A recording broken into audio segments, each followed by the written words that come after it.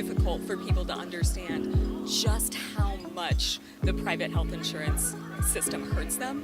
But all of those varying reimbursement rates and all of those varying sort of levels of support that medical providers get from health insurance really affects people. Yeah. And as a PA, when I look at what a patient can afford versus what I recommend, there's a huge difference there, and that's a barrier to getting the best care that the patient can get.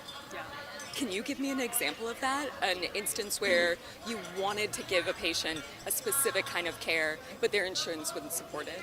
Yeah, I have patients, depending on the level of care, I can actually look in the Kaiser system to see what their copay would be. And so if they have a high deductible and a high copay, then potentially they would wait to get a CT that would tell them that they actually qualify for surgery. And so otherwise we would just send them to PT, and that might help, excuse me, but it wouldn't show what the actual problem is. I have a question for you, among others. Yeah.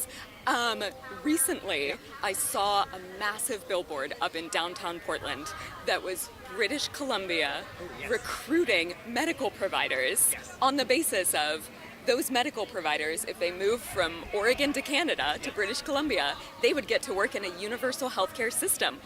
Why do you think healthcare workers would be moved by that? I think the healthcare workers are moved by universal healthcare systems because what we got into healthcare for is to take care of patients, and this allows us to do so in a way that it's standard.